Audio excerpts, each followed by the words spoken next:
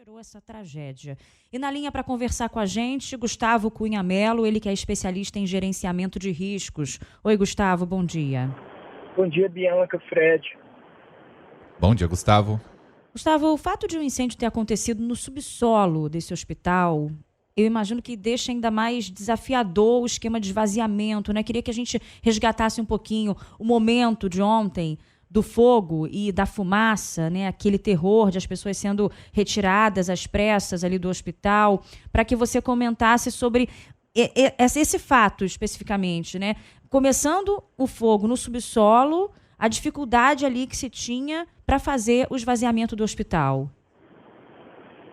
Sem dúvida é um complicador, né? O fogo, quanto mais baixo for, porque o fogo sobe por natureza, né? O calor dele, a propagação dele vai subir.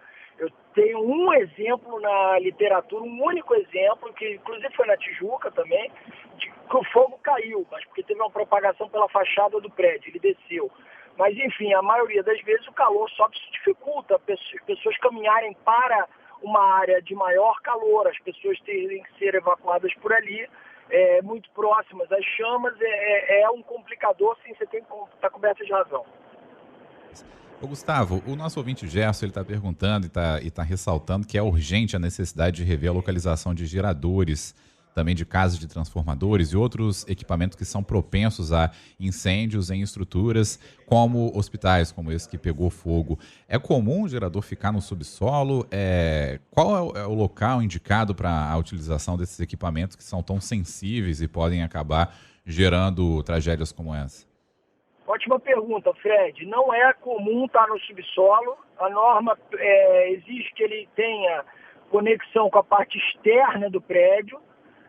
Portanto, ele deveria estar ou no terraço, no último andar, ou numa área externa, na parte de trás do prédio, numa área lateral, que ele pudesse não estar dentro da edificação, porque é óbvio que ele corre risco. Por outro lado, é importante lembrar que gerador por si só, e tem vários prédios na nossa cidade com geradores, eles não saem pegando fogo aleatoriamente sozinhos, né? Um gerador com uma boa manutenção preventiva, regular, periódica, ele não pega fogo, tá? E por último, acrescentando algo mais na sua pergunta, o que tem que ser explicado é como num hospital houve uma propagação incrivelmente rápida de fumaça e chama, né? Porque inclusive há relatos de que tinham focos de incêndio no CTI. Ele pode ter começado no subsolo, a gente tem que aguardar a perícia, mas como é que isso foi parar no CTI e tão rapidamente? Fora a fumaça, né?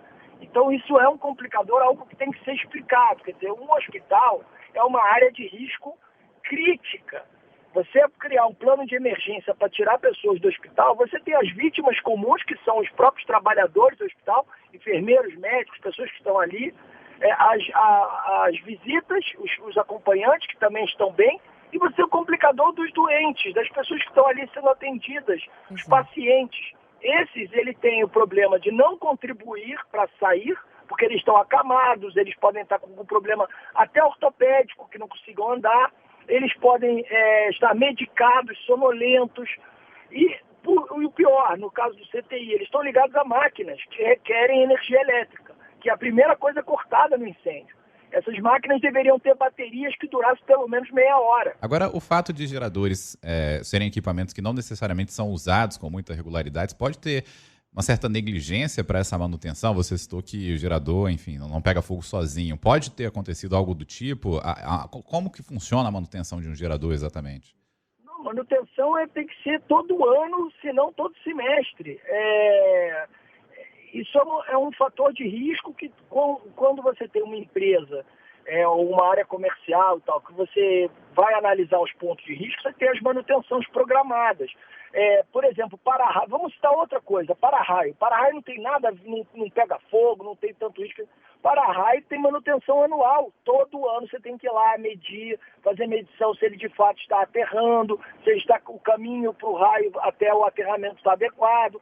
Tem uma manutenção anual. Imagina um gerador, a diesel provavelmente. Quer dizer, ele requer manutenções periódicas, se não todo mês.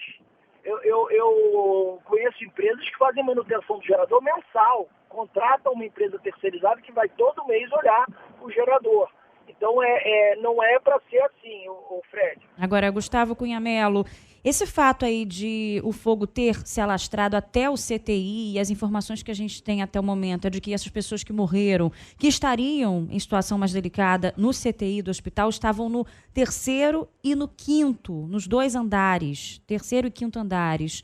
Isso aí, se a gente for pensar agora, jogar para frente também, né, sobre a estrutura de outros hospitais, até porque as pessoas ficam preocupadas, né? Se isso acontece novamente em um hospital, Deus me livre e guarde. Não seria interessante o CTI, que é onde ficam essas pessoas em estado mais vulnerável, em estado grave, ficar no andar mais abaixo, no 1º andar? Depende, pode ser. Você deu uma sugestão criativa e interessante. Agora, o que eu quero dizer é o seguinte. Primeira coisa, vários hospitais no Brasil estão construídos e operando em prédios muito antigos. Eles foram crescendo através de puxadinhos e são verdadeiros labirintos. Né? Isso é um grande complicador. Muitos deles, inclusive, não têm sequer os sistemas protecionais contra incêndio completos e adequados. Isso é um outro complicador. Então, mesmo que você faça um planejamento, um plano de emergência para evacuar as pessoas, nessas condições, é caótico. Outra coisa que a gente tem que aprender também é que incêndio em hospital não é algo tão raro assim. Todo mês tem. Essa semana teve um em Düsseldorf, na Alemanha, teve no final de agosto, teve em Paris. A gente lembrou do Lourenço Jorge também. Recentemente, o Lourenço Jorge também pegou fogo. Exatamente. Toda hora tem. Agora, então, portanto, é uma área que tem que ser considerada de risco, crítica, não só para riscos biológicos, de você pegar um vírus, uma doença, mas também de risco de incêndio. Eles têm muitos equipamentos, muito álcool, muito éter, muito papel, muita coisa combustível e que tem que ser tratado de uma forma profissional. Não pode ser tratado com improviso e heroísmo. O que a gente viu ontem foi improviso e heroísmo. Quando falta planejamento sério, sobra heroísmo e improviso. Esse ponto dos puxadinhos, a atenção que você chamou agora, é exatamente o que fala o nosso ouvinte Gustavo Torres, né? Ele fala dessas ampliações que costumam ser feitas em hospitais, muitas vezes sem regularização, e aí os planos de contingência acabam ficando mais complexos e tudo vira um grande problema. Vamos ver a fala dele, depois você comenta, Gustavo. Quem mora perto de hospitais, principalmente os hospitais privados, é notório os puxadinhos que vão sendo feitos, as ampliações que vão sendo feitas nesses hospitais, que viram um grande negócio. E eu me pergunto, que tipo de fiscalização existe? Né? Você compra uma casa do lado, compra um outro prédiozinho, compra uma vila, compra uma outra casa, e o negócio vai se ampliando, criando comunicações entre esses prédios.